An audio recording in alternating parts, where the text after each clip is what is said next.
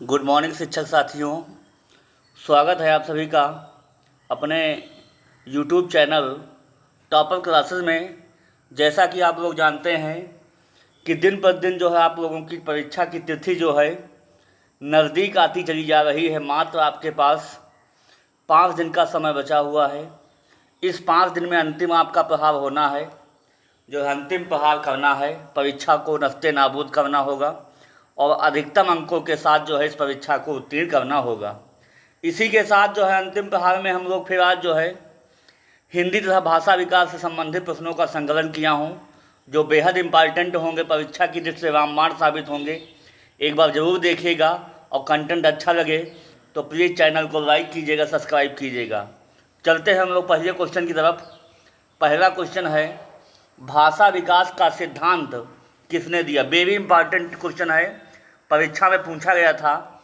Gene पियाजे जी ने दिया है कि वाइगोत्स्की ने दिया है कि चॉम्स्की कि कोहलर? चारों वैज्ञानिक का नाम आप लोग याद रखिएगा। जीन पियाजे जी ने जो है बच्चों के विकास का सिद्धांत दिया है। किसका दिया है? बच्चों के विकास का सिद्धांत, बच्चों के विकास का सिद्धांत दिया है। वाइगोत्स्की ने जो है सामाजिकता का सिद्धांत दिया है। आप लोग याद रखिएगा, सामाजिकता का सिद्धांत। वाइगोत्स्की को सामाजिकता से जोड़ दीजिएगा। चॉम्स्की साहब जो है भाषा विकास का सिद्धांत दिया। ऑप्शन नंबर इसका सी, वेरी इंपॉर्टेंट रहेगा सवाल ये। सही जवाब सी ऑप्शन हो जाएगा। और कोहलर साहब जी ने जो है नैतिकता का सिद्धांत दिया। किसका दिया है? नैतिकता का सिद्धांत। तो चारों ऑप्शन को आप लोग देख लीजिएगा, सबसे बेहतरीन ऑप्शन जो है रहेंगे। अगले क्वेश्चन पे हम लोग चलेंगे, देखेंगे। अगला क्वेश्चन है कि सामाजिक विकास का सिद्धांत किसने दिया? जीन पियाजे, वाइगोत्स्की, चॉम्स्की, कोहलर। जीन पियाजे बच्चों का सिद्धांत दिया, बच्चों के विकास का सिद्धांत। वाइगोत्स्की साहब जो है सामाजिक विकास का सिद्धांत दिया। ऑप्शन नंबर इसका बी सही जवाब हो जाएगा। चॉम्स्की साहब जी ने भाषा विकास का सिद्धांत दिया है। कोहलर साहब जी ने नैतिक विकास का सिद्धांत दिया है। चारों आप लोग ऑप्शन नोट डाउन कर लीजिएगा, 101% आपको देखने को मिलेंगे। अगले क्वेश्चन पे हम लोग चलते रहें। अगला क्वेश्चन वेरी इंपॉर्टेंट रहेगा फिर ये भी। हिंदी भाषा की लिपि है, पहला है रोमन, दूसरा है देवनागरी, तीसरा है गुरुमुखी और चौथा इनमें से कोई नहीं। तो बताइएगा आप हिंदी भाषा की लिपि कौन सी है? तो हिंदी भाषा की आप लोगों को लिपि पता होगी, देवनागरी लिपि होती है। कौन सी? ऑप्शन नंबर इसका दूसरा सही जवाब हो जाएगा। अगर पूछा जाए कि हिंदी दिवस कब मनाया जाता है तो आप लोग याद रखिएगा, हिंदी दिवस जो है 14 सितंबर को मनाया जाता है। 14 सितंबर को मनाया जाता है। अब हम लोगों को कमेंट कीजिएगा, क्वेश्चन मैं पूछ रहा हूँ, भाषा के आधार पर गठित होने वाला पहला राज्य कौन था? भाषा के आधार पर गठित होने वाला पहला राज्य कौन था? उसका आप लोग जवाब दीजिएगा कमेंट बॉक्स में, मैं इंतज़ार करूँगा। अगले क्वेश्चन पे हम लोग चलते हैं, देखते हैं। अगला क्वेश्चन है चौथा कि सुख दुख में कौन सा समास है? पहला है अव्ययी भाव समास, दूसरा है द्वंद्व समास, तीसरा है बहुब्रीहि समास, चौथा है द्विगु समास। अगर सुख दुख का हम लोग समास विग्रह करेंगे तो हो जाएगा सुख और दुख। हो जाएगा, हो जाएगा। एक बात आप लोग याद रखिएगा, अगर यहाँ पे योजक चिन्ह आ जाए, अगर योजक चिन्ह आपको दिखाई पड़ जाए तो वहाँ पे कौन सा समास हो जाता है? वहाँ पे दो शब्दों को जोड़ने वाला समास हो जाएगा, वहाँ पे हो जाता है द्वंद्व समास। ऑप्शन नंबर इसका दूसरा सही जवाब हो जाएगा। समझ में आ गया होगा। द्विगु समास में संख्यावाची होता है, बहुब्रीहि समास में एक अन्य पद की प्रधानता होती है, अव्ययी भाव में आपको उपसर्ग देखने को मिलता है। अगले क्वेश्चन पे हम लोग चलेंगे। अगला क्वेश्चन है, प्रतिदिन में कौन सा समास है? अव्ययी भाव समास है कि द्वंद्व है कि बहुब्रीहि है कि द्विगु है? बताइएगा आप लोग। तो प्रतिदिन में जो हो जाएगा प्रतिदिन, यहाँ पे उपसर्ग है, प्रति क्या है? उपसर्ग है। और हमने भी बताया है कि जहाँ आपको उपसर्ग दिखाई पड़ जाए, यथाशक्ति हो गया, प्रतिदिन हो गया, इन सब में जो है अव्ययी भाव समास हो जाता है। ऑप्शन नंबर इसका पहला सही जवाब हो जाएगा। अगले क्वेश्चन पे चलते हैं हम लोग। अगला क्वेश्चन है चा वर्ग का उच्चारण स्थान है। पहला है कंठ, दूसरा है तालव्य, तीसरा है मूर्धन्य, चौथा है दंती। चारों ऑप्शन आप लोग टिक कर लीजिएगा। देखिए, जो का वर्ग होता है, का वर्ग, उसका उच्चारण स्थान होता है कंठ। क्या होता है? कंठ। जो चा वर्ग होता है उसका होता है तालव्य। क्या होता है? तालव्य। मूर्धन्य का हो जाता है टा। जो टा वर्ग होता है उसका हो जाता है मूर्धन्य, और जो ता वर्ग होता है उसका हो जाएगा दंती, और जो पा वर्ग होता है उसका हो जाता है ओष्ठ। आप लोग याद रखिएगा, ओष्ठ हो जाता है। तो कंठ में हो जाता है का वर्ग, और तालव्य में चा वर्ग, मूर्धन्य में टा वर्ग, दंती में ता वर्ग, और ओष्ठ में पा वर्ग। तो जो कंठ होता है, का वर्ग में पांचों अक्षर आ जाएंगे, का, खा, गा, गा, गा। तो इस हिसाब से चा वर्ग का उच्चारण स्थान क्या हो जाएगा? तालव्य हो जाएगा। ऑप्शन नंबर इसका बी सही ऑप्शन हो जाएगा। एक लोग आप लोग ट्रिक याद सकते हैं KTM DO से। कंठ, तालव्य, मूर्धन्य, दंती, KTM DO। ओ सने होता है ओष्ठ। समझ में आ गया होगा आप लोगों को। अगले क्वेश्चन पे हम लोग चलते हैं, देखते हैं। अगला क्वेश्चन है ना वर्ग का उच्चारण स्थान है। पहली बात आप लोग जानिए कि ना किस वर्ग में आएगा। ना आता है ता वर्ग में, और ता वर्ग किसका होता है? दंती का होता है। ता, था, दा, धा, ना। वर्ग का पंचमाक्षर है तो दंती हो जाएगा। क्या हो जाएगा? दंती हो जाएगा। ऑप्शन नंबर इसका चौथा सही जवाब हो जाएगा। समझ में आ गया होगा। अगले क्वेश्चन पे हम लोग चलते हैं, देखते हैं। अगला क्वेश्चन है निम्न में अंत्यस्थ वर्ण नहीं है। कौन नहीं है? या नहीं है, कि सा नहीं है, कि रा नहीं है, कि वा नहीं है। तो अंतस्थ वर्ण और ऊष्म वर्ण दोनों आप लोग याद रखिएगा। अंतस्थ जो होते हैं वो 4 प्रकार के होते हैं। कौन कौन से? या, रा, ला और वा। ये 4 जो वर्ण हैं ये अंतस्थ वर्ण हैं। ऊष्म वर्ण कौन कौन से हैं? ऊष्म वर्ण हो जाएंगे सा, सा और हा। ये 4 ऊष्म हो जाएंगे। तो इस हिसाब से कौन नहीं होगा? ये होता है या, रा होता है, वा होता है, सा नहीं होता है। जो तालव्य सा है ये नहीं होता है, ये ऊष्म व्यंजन है। कौन सा है? ऊष्म व्यंजन। समझ में आ गया होगा आप लोगों को। अगले क्वेश्चन पे हमको बताइएगा।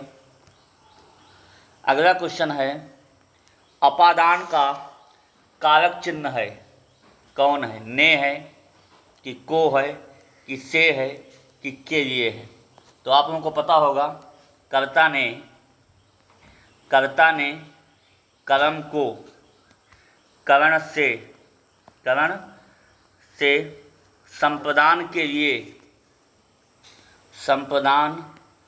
लिए अपादान से अलग होने में। अपादान वहाँ होता है जब कोई चीज़ किसी चीज़ से अलग हो जाती है। जैसे वृक्ष से पत्ते गिरते हैं तो पत्ते जो है वृक्ष से अलग हो रहे हैं, वहाँ पे क्या हो जाएगा? अपादान कारक हो जाएगा। मतलब अलगाव की स्थिति हो जाती है। किसकी हो जाती है? अलगाव की स्थिति। ऑप्शन नंबर इसका सी सही जवाब हो जाएगा। कर्ता ने कर्म को करण से संप्रदान के लिए अपादान से अलगाव की स्थिति में हो जाता है। समझ गए होंगे। कारक चिन्ह से एक सवाल बनना तय है। अगले क्वेश्चन पे हम लोग चलेंगे। अगला क्वेश्चन है निम्न में कौन जातिवाचक संज्ञा का उदाहरण है? पहला है मोहन, दूसरा है दूध, तीसरा है नदी और चौथा है गंगा। चारों ऑप्शन टेंटेटिव हैं, ध्यान दीजिएगा। देखिए, मोहन किस प्रकार की संज्ञा है? तो मोहन एक व्यक्तिवाचक संज्ञा है। कैसी है? व्यक्तिवाचक संज्ञा। दूध कैसी संज्ञा है? तो दूध आप लोगों को पता होगा द्रव्यवाचक संज्ञा। कैसी है? द्रव्यवाचक संज्ञा। इसके अलावा नदी की हम लोग बात करें तो बहुत सारी नदियां हैं पूरे भारत में। तो नदी एक प्रकार की कैसी है? नदी है एक प्रकार की जातिवाचक संज्ञा। जातवाचक संज्ञा। इसी प्रकार एक विशेष नदी का अगर नाम ले लेंगे हम लोग तो वहाँ पे गंगा हो जाएगा, और गंगा एक प्रकार की क्या हो जाएगी? व्यक्तिवाचक संज्ञा हो जाएगा, क्योंकि स्पेशल हमने नाम ले लिया है। तो इस हिसाब से नदी एक प्रकार की जातिवाचक संज्ञा हो जाएगी। समझ में आ गया होगा दोस्तों आप लोगों को। अगले क्वेश्चन पे हम लोग बढ़ेंगे। अगला क्वेश्चन है श्रृंगार रस का स्थायी भाव है। पहला है रति, दूसरा है शोक, तीसरा है उत्साह, चौथा है निर्वेद। बताइएगा आप लोग। श्रृंगार रस वहाँ होता है जब नायक नायिका का मिलन होता है, तो उसे हम लोग श्रृंगार रस कहते हैं। इसका स्थायी भाव क्या होता है? रति होता है। श्रृंगार ऐसे लिखा जाता है, शुद्ध श्रृंगार ऐसे लिखा जाता है, श्रृंगार रस। इसका स्थायी भाव रति होता है। ऑप्शन नंबर इसका पहला सही जवाब हो जाएगा। शोक इसका होता है, शोक होता है करुण रस का। किसका होता है? करुण रस का स्थायी भाव क्या होता है? शोक होता है। वीर रस का स्थायी भाव उत्साह होता है। वीर रस का स्थायी भाव क्या होता है? उत्साह होता है। और शांत रस का स्थायी भाव क्या होता है? निर्वेद होता है। शांत रस का स्थायी भाव क्या होता है? निर्वेद। समझ में आ गया होगा आप लोगों को। अगले क्वेश्चन पे हम लोग चलेंगे, देखेंगे। अगला क्वेश्चन, ये क्वेश्चन है वो जो परीक्षाओं में पूछे गए हैं क्षमता 1 और 2 में। उन क्वेश्चनों को भी हमने शामिल करने का प्रयास किया हूँ, देखिएगा। अगला क्वेश्चन है आपकी यात्रा मंगलमय हो किस प्रकार का उदाहरण है? संदेहवाचक वाक्य है कि संकेतवाचक वाक्य है कि निषेधवाचक है कि इच्छावाचक?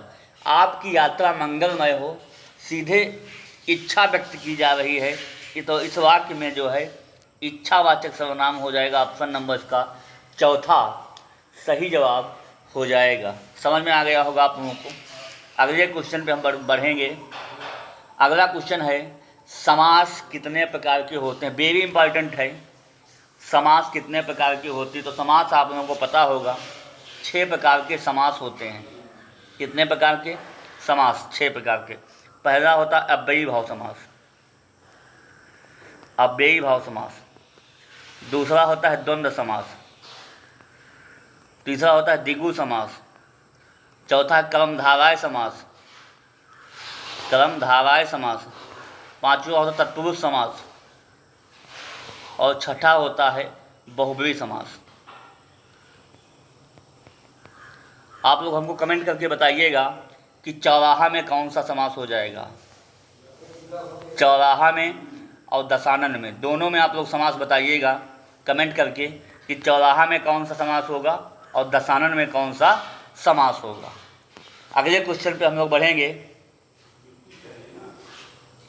अगला क्वेश्चन है वेरी इंपॉर्टेंट, भाषा विकास से संबंधित सवाल पूछा गया है कि हिंदी भाषा सीखने के संदर्भ में कक्षा 8 में पढ़ने वाले बच्चे से यह अपेक्षित है कि, चारों ऑप्शन देखिएगा आप लोग। कक्षा 8 में जो हिंदी भाषा पढ़ रहा है उसके लिए सबसे सटीक जो है उत्तर क्या हो सकता है? हिंदी भाषा के मुहावरों लोकोक्तियों को जान सके। अच्छा बताइए, भाषा पढ़ने में हिंदी को केवल मुहावरा लोकोक्तियों से मतलब होगा? बिल्कुल नहीं। ऑप्शन पहला हटा दीजिए, क्योंकि भाषा विकास में चौतरफा विकास होना चाहिए। अगला है विभिन्न संदर्भों में हिंदी भाषा का प्रभावी प्रयोग कर सके। ये ऑप्शन बिल्कुल राइट है। हिंदी जब भाषा बच्चा सीख जाएगा तो विभिन्न संदर्भों में जो है हिंदी भाषा का जो है प्रभावी प्रयोग कर सके। जब भाषा सीख जाएगा तो उससे चाहे निबंध लिखना हो, चाहे कहानी लिखना हो, कोई भी अब लेटर पत्र लिखना हो, उसका चहुमुखी विकास जो है भाषा के प्रति हो जाता है। अगला है तत्सम प्रधान भाषा का प्रभावी प्रयोग हो सके। ये बिल्कुल नहीं होगा। चौथा है हिंदी भाषा की समस्त नियमावली को जान सके। अरे नियम बनाने से बच्चा थोड़ा भाषा सीख जाएगा। नियम तो कठोर होते हैं, जब तक उसका एप्लीकेशन, उसका प्रयोग नहीं सीखेगा बच्चा, तब तक नियम बनाने से कोई फ़ायदा नहीं। तो यही ऑप्शन सुटेबल है कि विभिन्न संदर्भों में जो है हिंदी भाषा का प्रभावी प्रयोग कर सके। जब तक प्रयोग नहीं करेगा तब तक बच्चा नहीं सीख सकता। अगला क्वेश्चन है कि बहुभाषिक कक्षा में बच्चों की भाषाएं होती हैं, मतलब विभिन्न भाषाओं के बच्चे अगर आ रहे हैं तो संसाधन के रूप में इस्तेमाल की जा सकती है। पहला, एक जटिल समस्या है जो अन्य समस्या पैदा करती है। तीसरा, हिंदी भाषा की कक्षाओं से बाहर ही रहनी चाहिए। चौथा, बहुत गंभीर समस्या है जिसका कोई समाधान नहीं। जो भी नेगेटिव ऑप्शन है उनसे दूर रहिएगा। ये गंभीर समस्या है, इनको हटाइए, पहले इनको काट दीजिए। गंभीर समस्या वालों को बड़ी बचिए। देखिए, ऑप्शन में आपको पॉजिटिव आंसर लेना है, नेगेटिव की तरफ नहीं जाना है। अगला है, हिंदी भाषा की कक्षाओं से बाहर ही रहना चाहिए, मतलब कक्षा के अंदर हिंदी भाषा के अंदर जो है बहुभाषिक बच्चों को नहीं देंगे, ये बिल्कुल गलत बात है। अगला, एक जटिल समस्या है, समस्या कहीं पर नहीं है, समस्या को अवसर में बदलना है। अगला है, पहला है, संसाधन के रूप में जो है इस्तेमाल की जा सकती है।